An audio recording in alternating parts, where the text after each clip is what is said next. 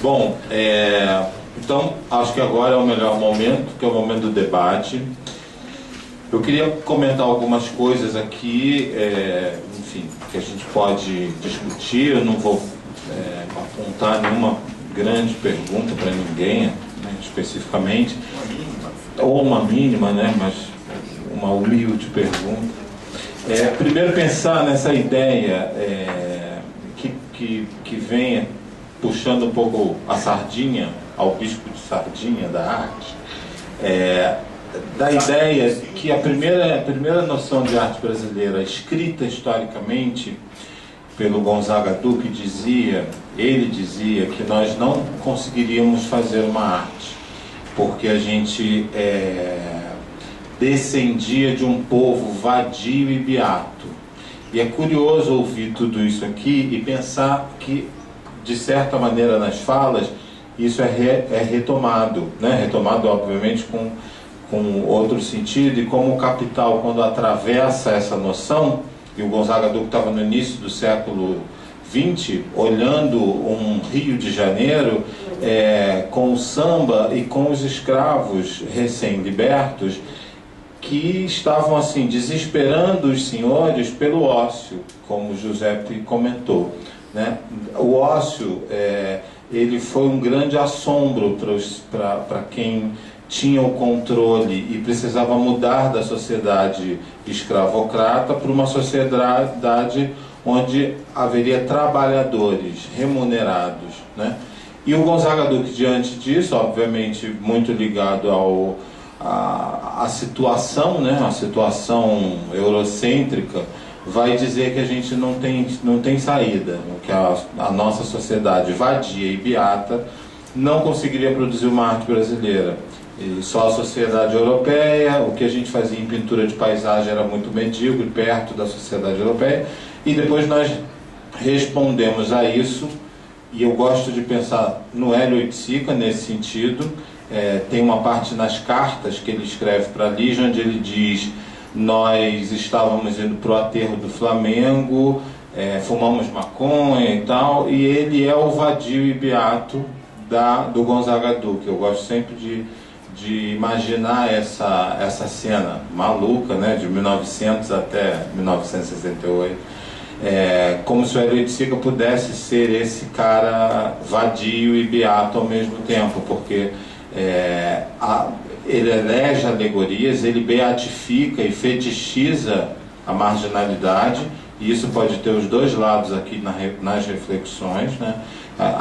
Até que ponto esse capitalismo consegue de fato, o Bruno colocou a ideia da autonomia, até que ponto o capitalismo nos libera para ter autonomia de alguma maneira, ou se tudo é reificado pelo capital, ou seja, se até a própria marginalidade de um Hélio Oiticica, né, se torna beatificada e fetichizada, né?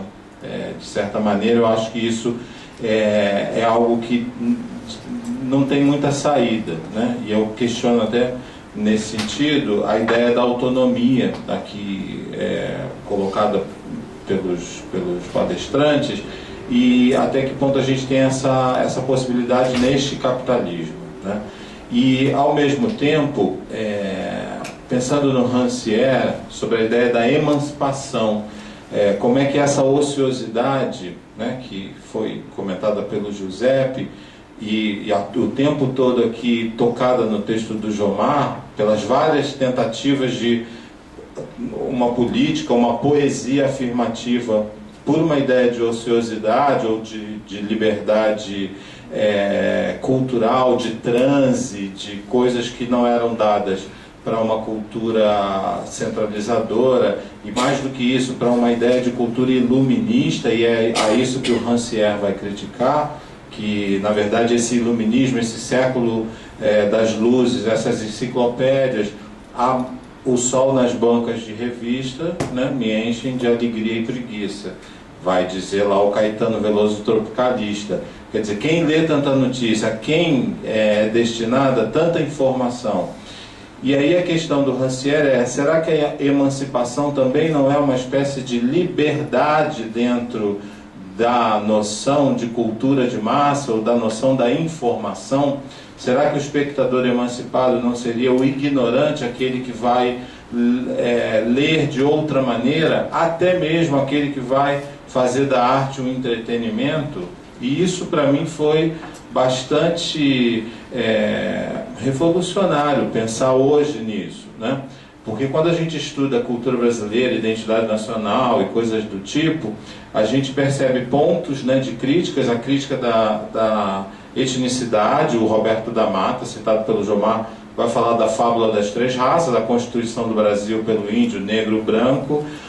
Depois, no segundo momento, já influenciado pela crítica sociológica, tudo é cultura, então o samba, a mistura, a mulata é a tal, né, para a década de 30 e para a ideia do culturalismo.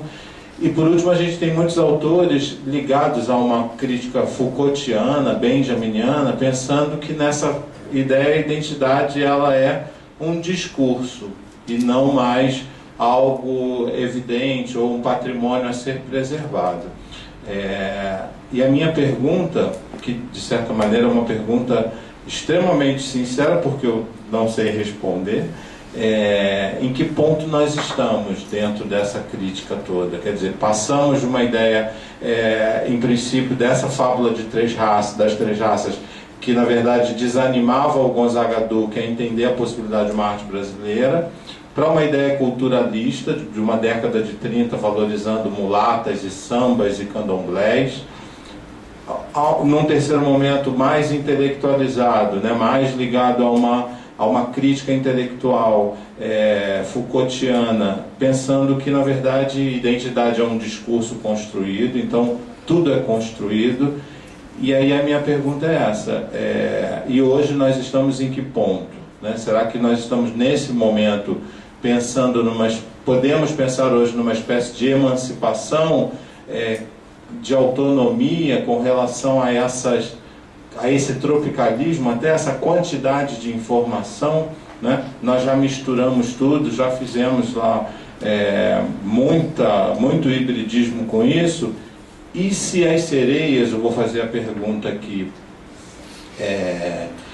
que a filosofia vai nos fazer, né? E se os navegantes, os navegadores, fossem surdos, né? O que as sereias poderiam fazer? Quer dizer, o que todo esse discurso que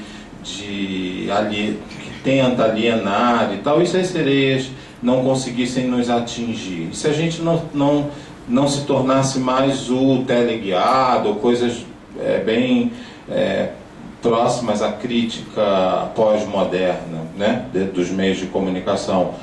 O Jomar falou de uma maneira tão bonita, por que ter medo desses meios de comunicação? E mais do que isso, por que não,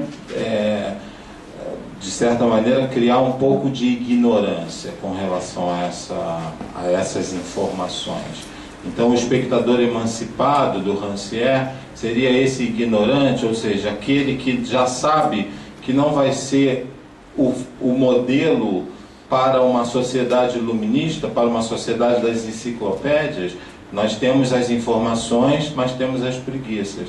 Nós somos preguiçosos e informados ao mesmo tempo, como diz o Caetano Veloso, tropicalista.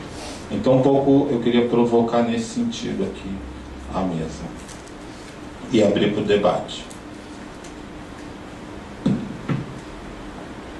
Uma colocação aqui. Tem que ter microfone para ele, ele usa esse. Não desejo de microfone. Não, cada um vai dizer o que...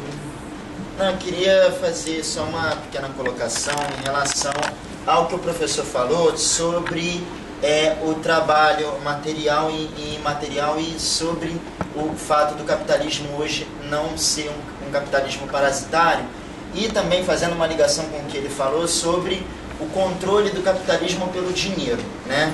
E aí eu estou me situando em Walter Benjamin, eu vou fazer uma pequena colocação sobre a aceleração e a depressão e como isso implica no processo de atomização das pessoas, que hoje tem freado muito as mobilizações de resistência.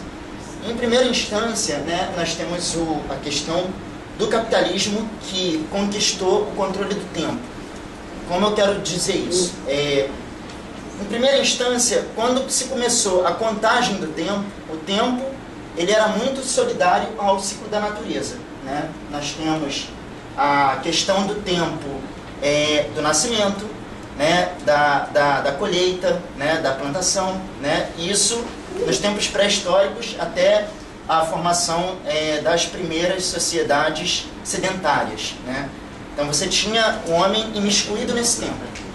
Depois, quando você começa a ter uma cultura mais sedentária, você tem uma contagem do tempo ainda sedentária, ainda muito sedentária, que você vai ter a contagem do tempo e a instituição do relógio nas igrejas, né? Então o tempo que era feito pela igreja passa a ser controlado pela igreja. Você tem esse tempo controlado pelas instituições religiosas, né? O que seria esse tempo controlado pelas instituições religiosas? Significaria dizer que as instituições religiosas, elas tinham controle da sociedade, né? Elas que determinavam o tempo de procriação, ela que determinava o tempo de produção, ela que determinava o tempo da colheita, enfim, e regulava toda a vida social. Em seguida, você vai ter a instituição dos relógios nas instituições administrativas, né? Então, o tempo passa a ser também controlado pelas instituições políticas, econômicas. E depois, em seguida disso, você vai ter, no século XVIII, o tempo, os relógios instituídos nas indústrias. E aí, pela primeira vez, uma parte do tempo, né, do ser humano passa a ser roubado. Pela primeira vez, um homem, em seu trabalho, não tem a noção de que uma parte do seu tempo é tirado dele, né? Então você tem o controle, né? E o controle do capitalismo não está só no dinheiro, na moeda, está no tempo, né? Porque esse tempo você está produzindo para alguém. Então esse tempo não lhe pertence, né? Então esse tempo ele é explorado, ele é tirado. E aí logo depois a gente tem cada vez mais esses instantes cada vez mais controlados. Aí a gente tem a contagem das horas, dos minutos, dos segundos e cada vez mais milimetricamente contado, né? E aí hoje a gente já está na revolução digital, 3G, 4G, enfim. E pela primeira vez em que esse tempo, né, que é milimetricamente contado, né, ele passa a não ter ideia, além dele ter esse tempo tirado, as pessoas hoje não têm ideia de que esse tempo é tirado, né? Então assim, e isso traz um efeito, né, que é você trabalhar constantemente, você trabalha excessivamente, né, o seu tempo ele é milimetricamente contado a cada instante e você passa a ter um processo de aceleração. O que seria esse processo de aceleração? Você tem uma carga horária, suponhamos, de 8 horas de trabalho, 9 horas, e o seu cérebro ele tem uma capacidade física de registros. Né? Você... Eu não sei responder essa pergunta. Já renuncio a pergunta. Eu vou pela variagem. Os outros podem ter competência. Eu não tenho competência. Então, que bom. Eu fico doido. Eu quero vadiar.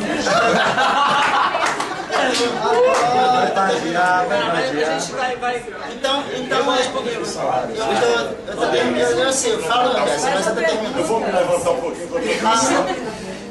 Então assim, hoje se chega à conclusão de que o nosso cérebro ele tem uma capacidade de responder a estímulos. E na medida que você tem um trabalho, né, que você ativa e registra, responde estímulos o tempo todo, você chega cansado em casa, né? Você chega estourado, hiper cansado. Então, isso vem produzindo cada vez mais um efeito de isolamento. E aí, o que ilustra bem essa fala, para concluir, é o fato da Primeira Guerra Mundial, né?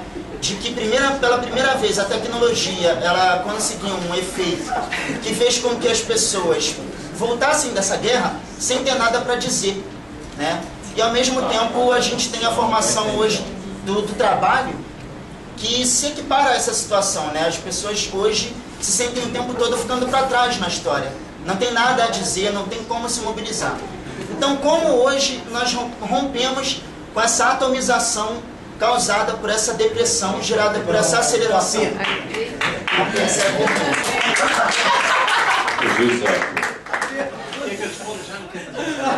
Não, eu quero que vocês dois respondam. Bom, então, eu vou pegar essa reflexão benjaminiana sobre o tempo como, assim, dizendo o seguinte: na realidade, o tempo, digamos, que chega a seu auge, né, dessa organização linear, quantitativa da vida, né, na forma da Primeira Guerra Mundial, né, que se traduz na aniquilação total, né, da subjetividade, né, os soldados que voltam, dizia Benjamin, né, falando da crise da narração, não tem mais nada, não sabe mais o que narrar, né, é o tempo da fábrica e do capitalismo industrial, aquele tempo que é organizado linearmente, né, que é representado no cinema pelos tempos modernos, né, que é analisado por Marx por meio do conceito de mais-valia, né? A mais-valia é exatamente uma organização do tempo da liberdade, né, na sua articulação entre tempo livre e tempo de trabalho, né? E a exploração, né, que os operários afirmam, quer dizer, contra a qual eles lutam fazendo greve, né, quer dizer, parando de trabalhar, quer dizer, recusando esse tempo, ela tem uma teoria em Marx que diz, quando o operário ele faz greve, ele diz que ele trabalha 8 horas, na realidade ele trabalhava 12, 15, 16 horas, inclusive as crianças e as esposas, né? E, quer dizer, era um proletário, né, que levava toda a prole para trabalhar, ele trabalha todo esse tempo e, na realidade, o salário corresponde apenas a uma unidade, né, ao tempo necessário para pagar a reprodução dessa força de trabalho, né? Então, há um tempo de trabalho excedente. No capitalismo contemporâneo, que é parasitário, não que não é parasitário, né? Que é parasitário, o que se explora não é mais esse tempo linear, mas é a nossa vida na sua cooperação. E, na realidade, a situação na qual nós estamos aqui, agora, nesse momento, 9 horas, é uma situação na qual, por exemplo, podemos estar pensando de perder um capítulo da tá legal, mas que estamos perdendo, né, em tempo real isso, e é uma situação clássica desse ócio, não como o nada, né, mas como na realidade um investimento, né, por parte do capital, mas também por parte da nossa articulação, da nossa cooperação, né, que mobiliza não mais o tempo de trabalho, mas a própria dinâmica da vida, a sua subjetividade. Então, o que o capital explora hoje é a nossa subjetividade.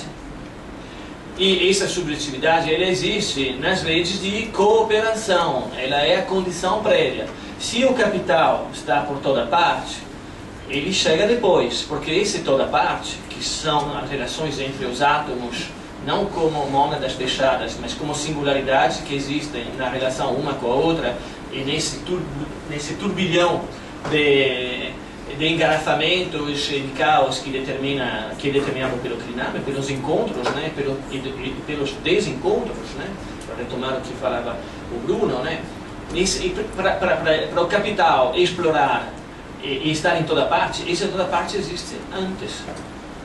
Então, a contradição, em termos de emancipação, autonomia, ela é o fato de, digamos que a cooperação hoje, quando o que é explorado é a própria cooperação, a nossa subjetividade, a nossa vida, né?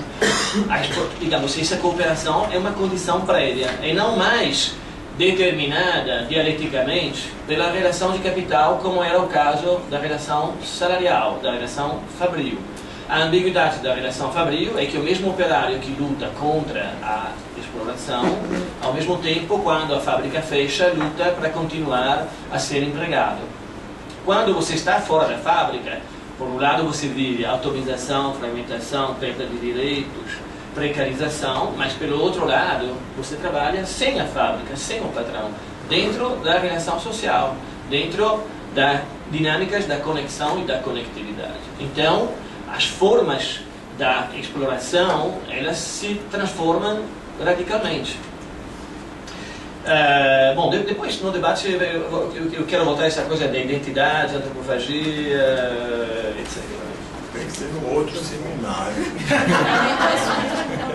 Não, esse debate não vai parar, não. Esse tema é infindável, é infinito.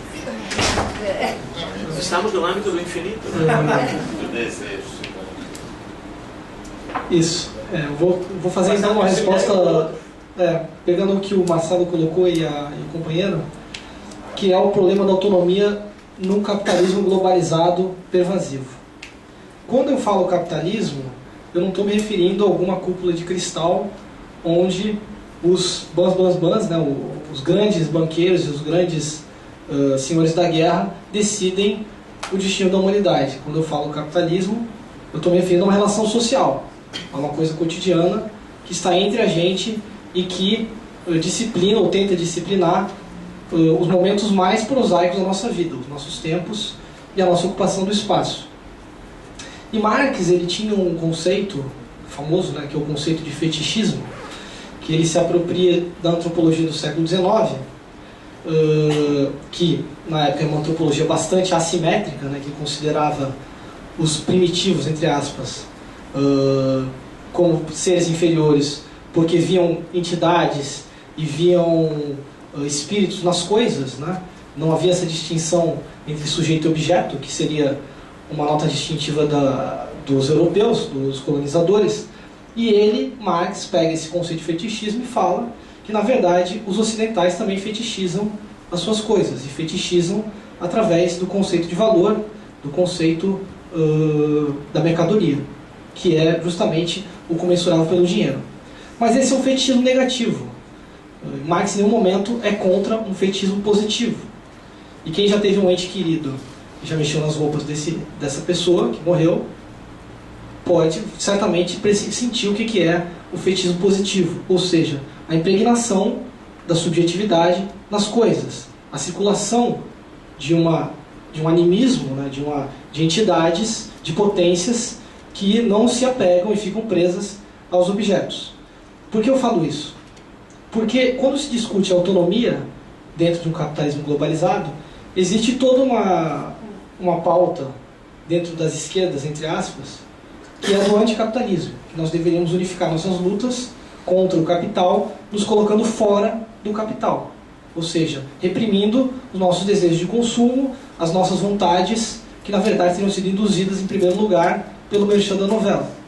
Então seria a política de você não se render, não comer as sereias, né? Ou não ser uma sereia, que é justamente como dentro dessa pauta anticapitalista se tenta colonizar a subjetividade. E que o José está colocando, e é por aí que eu vejo o conceito de autonomia, é você, ao invés de ter uma teoria simplesmente negativa, uma postura negativa em relação ao seu próprio desejo, e considerar que o capital é que define o seu comportamento, a sua liberdade, as suas relações, a sua subjetividade, a subjetividade ela vem primeiro e o capital vem depois para explorá-la. Então, qual seria uma prática de coletivo, de movimento, ou uma prática antropofágica? Seria produzir subjetividade que consiga escapar dessa captura, que consiga sobrecarregar essa captura, que consiga saturar o mundo de relações, destruir esses fetichismos, esses fetiches negativos do valor, e mostrar que, na verdade, o desejo ele é uma desmedida. Ele não pode ser medido através do preço. As nossas relações não podem ser mediadas através do preço. Nós não somos mediados, né, pelo dinheiro, em primeiro lugar. O dinheiro vem depois. Ou seja, o capital é um sistema digestivo, é um tubo, Mas a turbulência, o fluxo, ele é muito mais do que isso. Ele não tem órgãos. Então, é aí que eu volto ao final da minha fala. A autonomia não tem fora. Ela não está fora, mas ela está dentro. E na verdade essa fuga, essa evasão, ela é uma fuga para dentro. Ela é o que Deleuze falava em acelerar o processo. Sobrecarregar de subjetividade, né, como um aneurisma. A ponto que, quando ele estoura, o sistema não dá conta. E é também que o Elliott Sica propunha, dentro de outros termos, quando ele falava em consumir o consumo. Ou Andy Warhol, quando ele se apropria da indústria de massa, indústria cultural, e faz a própria arte. Ou quando o zapatismo, né, reapropria-se de todas essas ferramentas midiáticas e de toda a globalização para fazer uma luta global. E que hoje as acampadas, né, que são aneurismas, se apropriam também das redes sociais e das mídias livres e usam isso para produzir subjetividade. Tá? Nesse sentido que eu acho que a autonomia é possível. João Mário. A autonomia é possível e dificílima. Viver é muito perigoso. Mas eu fiquei tão surpreendido hoje, não só com as lembranças que eu tive quando estudava filosofia. Quero agradecer a você, que isso me deu um bem-estar muito grande. Mas com a citação do Gonzaga Duque. Eu, como sou um pouco chato, ou muito chato, eu resolvi defender o Gonzaga Duque. Eu acho que sou vadio e beato. Então, o vadio é no sentido da vadiagem, é no sentido que Platão falava do jogo, que a arte é um jogo. Seria a disposição para jogar, uma liberdade. A vadiagem é isso, é o lúdico. Não pode haver autonomia, não pode haver nada sem esse espírito lúdico, que é o espírito da aventura, da criação. E beato, eu estou muito preocupado. Não, aqui não pude ainda observar, porque o hotel não me permite estar circulando pela cidade. Né? Eu tenho que ficar concentrado, sobretudo no casal Rodrigo e Clarice, imaginando eles naquele quarto. É o seguinte, os automóveis lá no Recife, correndo pelas ruas, eles são cheios de mensagens evangélicas. Tem uma que me impressiona muito, que é: quando Deus quer, é assim. Quando Deus quer, é assim.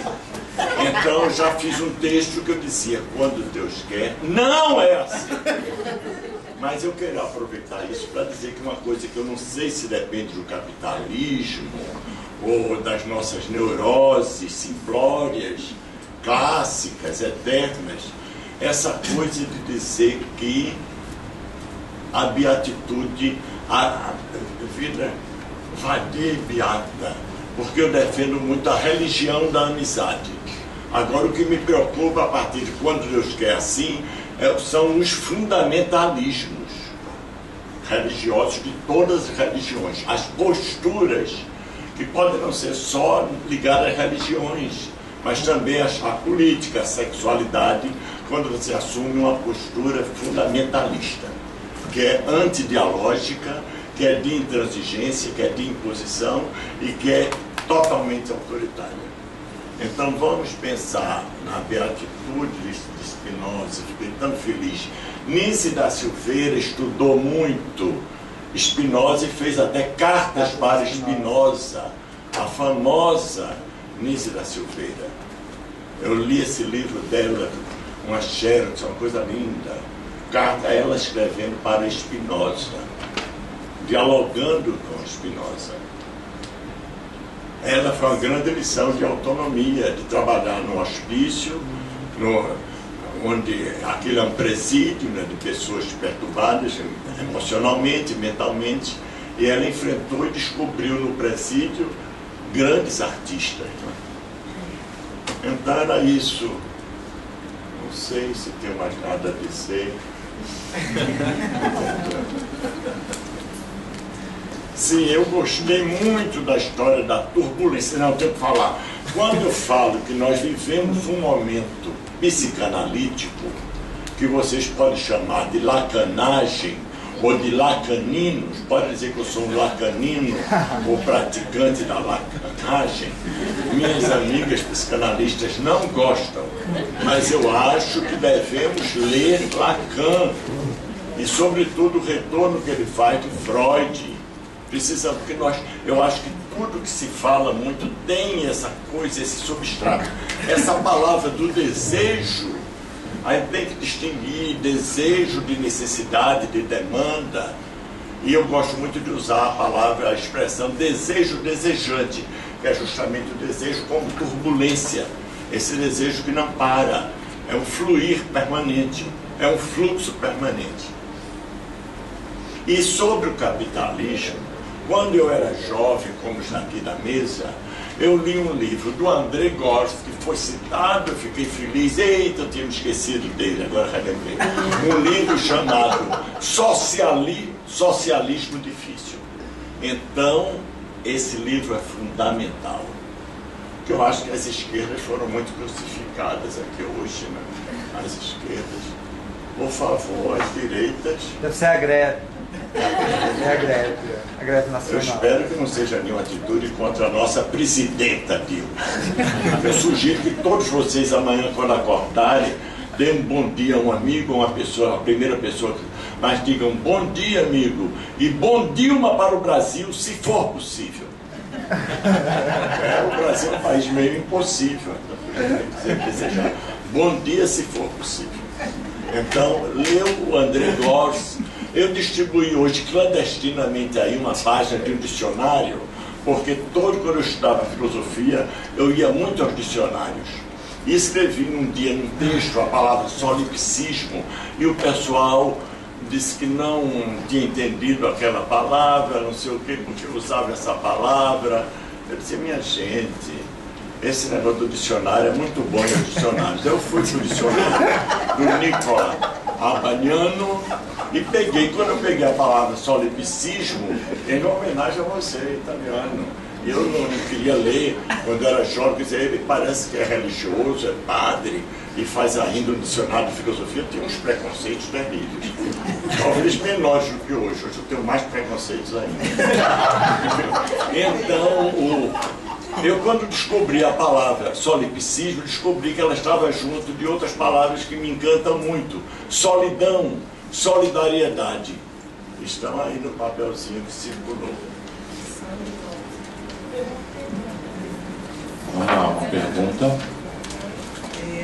Eu queria que o Bruno Cava retomasse a terceira parte. Ele dividiu muito bem a apresentação, gostei muito da maneira como você colocou. Aliás, a abertura, quando você fez de todas as coisas, me fez lembrar Protágoras, né? Que o homem é medido de todas as coisas que são quando são, das coisas que não são enquanto não são. E aí eu fiquei pensando nessa questão desse corpo, dessa questão da ausência do humano e essa materialização dessa coisa do capitalista ligada. E nesse momento você acabou de dizer o desejo é uma desmedida, né?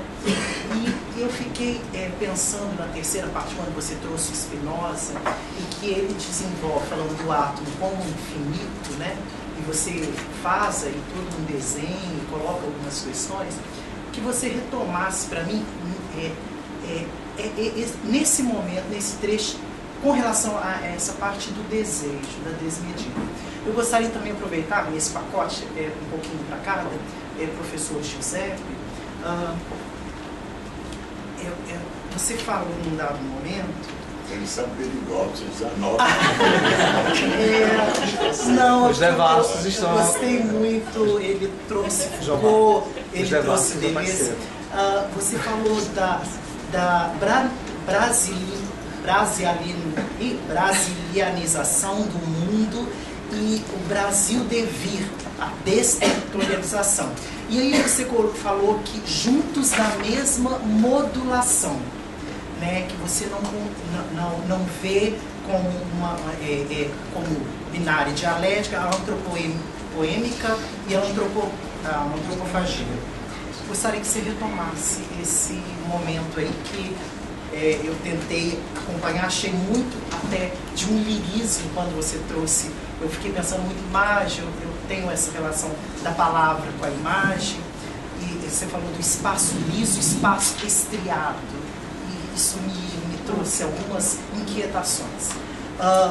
Eu queria dizer, professor, permita, o nosso querido poeta maravilhoso, Jomar, que assim, é de uma grata satisfação ver num espaço como esse a busca por trazer uma palavra como poesia, uma prosa como poesia, uma poesia como prosa, não sei como classificar, mas a maneira como você expôs e como você trouxe me fez ver a beleza com que nós temos, nossos artistas, e aqui é um elogio, né, a como você também enumera tudo isso e traz tantos artistas, tantos nomes da nossa cultura, e termina com o Brasil pandeiro, né, um pandeiro de todos, para todos. Brasil pandeiro sociológico na década de 60. 70, 80 passa a ser o Brasil antropológico. E finalmente eu estou defendendo o Brasil web psicanalítico. Olha, justamente do desejo, dessa perturbação geral. né? Isso está no texto, que eu que não. A minha carta romana. Eu dei para ela. Vamos responder ou não? Vamos. E aí? Vai. Acho que tenta nesse. Bom, Spinoza. O Spinoza, o problema dele é como é possível uma substância que é infinitamente infinita, que é indivisível, que é una, que é unívoca, né, que é esse grande mesmo, que para ele é Deus, certamente não o Deus pessoal e finalista das religiões, porque ele foi perseguido tanto por cristãos quanto pela sinagoga, mas como é possível que uma substância, que o mesmo, esse universo infinitamente infinito, ele possa se desdobrar nessa diversidade ou nessa diferenciação infinita que existe no mundo real? Como é possível que algo que seja uno e imanente possa existir de infinitos modos? Ou seja, como eu consigo passar do mesmo como o todo para o mesmo que é a diferença infinita, que é o problema filosófico de Spinoza, que ele enfrenta na ética, que seria, eu considero a obra magna de política do Spinoza. Por quê? Porque o capitalismo também tenta criar um mesmo. Ele também tenta criar um sistema unívoco e completamente abrangente, completamente compreensivo de tudo que existe. Ele tenta conciliar as diferenças, ele tenta apaziguar os conflitos, ele tenta, de uma certa forma, estabelecer uma medida comum que é a mesma para todo o globo, que atravessa as fronteiras, que atravessa todas as diferenças. E ele consegue isso no século XX para o século XXI, na última globalização, quando o sistema financeiro e essa ordem globalizada passa a definir justamente o poder do dinheiro. Ou seja, essa grande bolsa, esse grande sistema financeiro que define para onde vão os fluxos de investimento no globo e, logicamente, o fluxo de poder que acompanha o dinheiro. E não à toa, quando o norte está em crise, os investimentos vêm para o sul, né? E conferem governabilidade aos governos aqui do sul para explorarem as jazidas humanas do capitalismo no sul. E como que essa teoria dos modos infinitos poderia resistir a esse grande mesmo do capitalismo?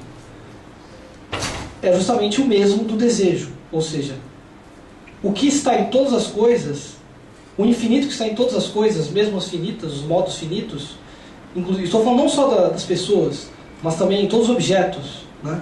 Ou em todas as músicas, ou em toda a subjetividade que está impregnada nas coisas, na arte, na ciência, e tudo aquilo que existe dentro dessa circulação de subjetividade, tudo isso é animado por um princípio imanente, que é o desejo. Ou seja, o infinito, o desejo que é infinito, que é o que tem de Deus, da substância em cada um, em cada coisa, e que permite que todos se relacionem. Mas essa relação não é uma relação de identidade. Por quê?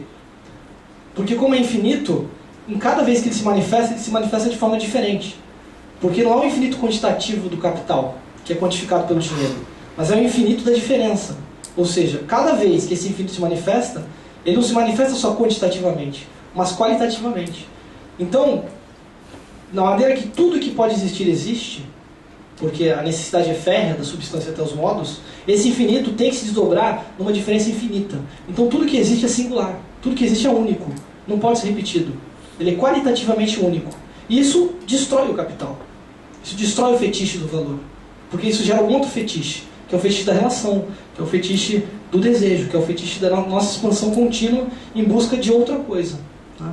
De a gente se transformar e se diferenciar. Então, nesse sentido que o Spinoza é revolucionário, porque o desejo é revolucionário, porque ele é infinito.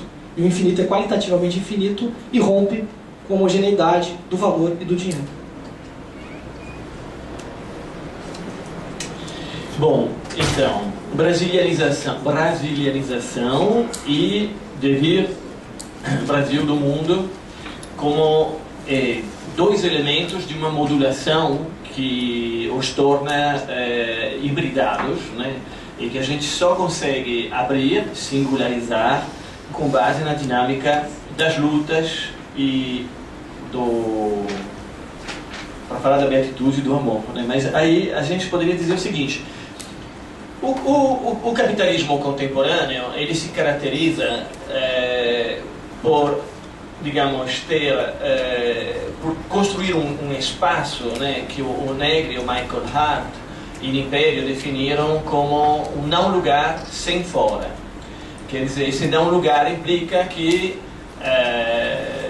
o centro e a periferia, o desenvolvimento e o subdesenvolvimento, o socialismo e o liberalismo não estão mais separados, não estão mais hierarquizados entre um primeiro e um segundo mundo, um mundo liberal e um mundo socialista, um mundo desenvolvido e um mundo subdesenvolvido, e que digamos, se olharia um com relação ao outro exatamente em termos antropoédicos, quer dizer, um outro a ser excluído, um outro eventualmente a ser ou vomitado ou imitado, né? Que exatamente seria essa problemática do passado subdesenvolvimento para o desenvolvimento, segundo uma linha já definida, né?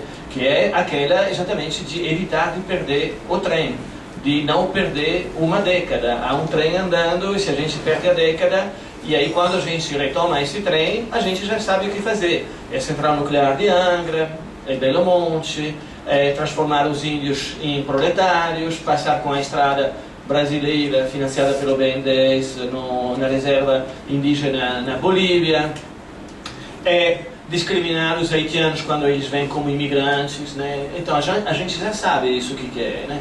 Só que esse capitalismo, ele está em todo lugar ao mesmo tempo. Ele vai misturando e mobilizando nossas vidas na diversidade e na fragmentação delas. Por um lado, ele está por toda parte, mas esse toda parte continua a ser totalmente fragmentado, totalmente diferente. Então, nós estamos numa situação onde se mistura centro e periferia, desenvolvimento e subdesenvolvimento, trabalho assalariado e trabalho fora do trabalho assalariado, emprego e desemprego, o que é mobilizado nessa modulação é toda a vida. E o Brasil sempre conheceu isso, na forma do subdesenvolvimento, da periferia e de ser o país do futuro. Lá fora, o pessoal olha o Brasil exatamente como o exemplo negativo do que vai acontecer com a destruição do sistema de proteção social, da dinâmica do pleno emprego, do que era o welfare state. E falam da brasilianização do mundo, desde a década de 80, né? Ou, recentemente, Mike Davis, um urbanista de esquerda, né, que escreveu exatamente como a grande tragédia do mundo o processo de favelização, planeta favela, né? Brasilianização, favelização, aumento da violência, perda da proteção social, precarização, informalidade, violência civil, etc, etc, né? Essa brasilianização, ela acaba sendo também, do mundo, uma brasilianização do Brasil. Quer dizer, a reiteração do que o Brasil conhecia por causa do subdesenvolvimento como um fenômeno determinado pelo próprio processo de modernização, né? A precarização do trabalho não acontece mais porque sou subdesenvolvido, mas porque vou me desenvolvendo e aplicando aqui os novos métodos, reforma da aposentadoria, flexibilização, terceirização, privatização. Mas ao mesmo tempo o Brasil sempre conheceu isso.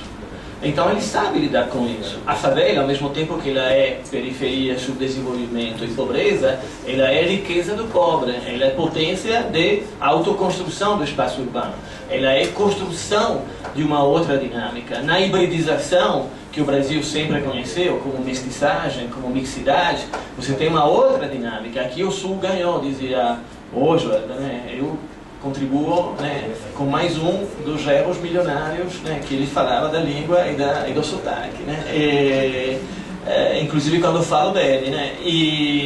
Então, o Brasil sempre conheceu essa dinâmica da mixigenação, da mixidade, né? Que virou até exatamente um terreno de reconstrução do povo adequado a uma nação, a um Estado que não tinha um povo, né? Onde o povo unitário era um quebra-cabeça, né? Que foi só resolvido mais ou menos na década de 30, né? Com a Revolução de 30, Vargas e Gilberto Freixo, que não por acaso eles estão juntinhos, né? No mesmo período, né? A sociologia do Freire, ela vira oficial porque ela resolve o quebra-cabeça que já era enunciado pelo Euclides nos Sertões, né? Entre o início dos Sertões e o final, né? No início é racista e preconceituoso, e no final o sertanejo, ele é a rocha viva da nação, uma rocha viva mestiça, uma rocha viva que é o fruto dessa miscigenação. E a gente sabe que esse discurso da miscigenação, ao mesmo tempo, foi usado para negar o racismo, para negar a desigualdade, né? Então, como fazer para reafirmar essa riqueza e essa potência sem cair no discurso multiculturalista? Por exemplo, o debate sobre as cotas. Eu me aproximei a isso não por razões acadêmicas ou de pesquisa filosófica ou sociológica, mas por tomar uma posição política na universidade diante da proposta de cotas raciais, né? Onde a maioria dos meus colegas, inclusive de esquerda, etc., diziam que eram contra porque o país, o Brasil, ele não conhece o racismo, mas apenas a desigualdade social, né? Como se as duas coisas fossem. Como então recuperar um discurso de cotas que não seja identitário? Eu acho, assumindo exatamente que nessa modulação que o Brasil sempre conheceu, você tem uma reafirmação da mixidade, da mixigenação, do hibridismo como luta, e portanto a continuidade e a reprodução do desejo desejante, da natura naturans, né? A gente poderia dizer, então, uma reprodução da miscigenação, ou ao contrário, a sua fixação numa figura abstrata que na realidade esconde o fato que todo mundo é misturado, né? Como dizia o Fernando Henrique, todo mundo tem um pé na cozinha, e quanto mais pobre, mais negro, e quanto mais rico, mais branco. Essa aqui é a modulação. O poder se organiza em torno da modulação, a autonomia dentro da capacidade de reafirmar o princípio da potência dessa modulação, né? Viver é perigoso, né? Mas o amor entre Diadorim e Leobaldo é mais potente, né? Olha, eu quero dar uma mensagem final em louvor da web psicanálise e dizer que eu gosto muito, a palavra desejo que ficou muito, o RSI, que é o real, simbólico e imaginário. Eu acho que tudo que nós falamos está muito conjugado a essas três coisas, o real, o simbólico e o imaginário. Quero apresentar para vocês também o livro do nosso amigo e dizer uma forma, sugerir que vocês façam assim com a leitura de vocês. Vocês façam um índice próprio de vocês em função da leitura. Então, em função do que eu ouvi, antes de ter ouvido tudo isso, quando eu li sobre brasilianização, eu já disse antes que fazia questão de dizer que tinha uma mente um tanto quanto vadia e pervertida. Eu disse, minha gente, por que brasilianização só? Eu acho que nós no Brasil atualmente vivemos um outro momento. E eu quero falar em nome do imaginário, que esse não deve ter controle nenhum. Um amigo meu, Luiz Costa Lima, fala muito do controle do imaginário. Eu defendo descontrole do imaginário. Então eu sugeri aqui, escrevi brasilianização / brasilinificação. Nós precisamos agir com o nosso desejo de ficantes. Entendeu? Brasilianificação e ficção também. porque nós estamos elaborando permanentemente, através do RSI, um jogo das realidades com as ficções, com os simbólicos, que é a linguagem, todas as interpretações e, sobretudo, a brasilianificação e ficção também. Leia um livro. Fala aqui de muita gente, do Lula, do Paulo Arantes. Coisa boa, coisa ruim. Clarice. Tudo. Tá bom? Tá bom, tá bom. Só se você Da hora.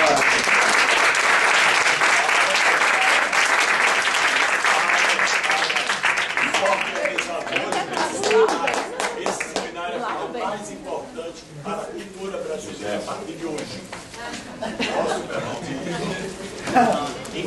feito por mulher. Bom, a gente agradece muitíssimo a vocês e convida a todos para as sessões de amanhã, no dia 22 de agosto, que começa às 15 horas. O evento começa às 15 horas com as comunicações. Obrigado, boa noite a todos.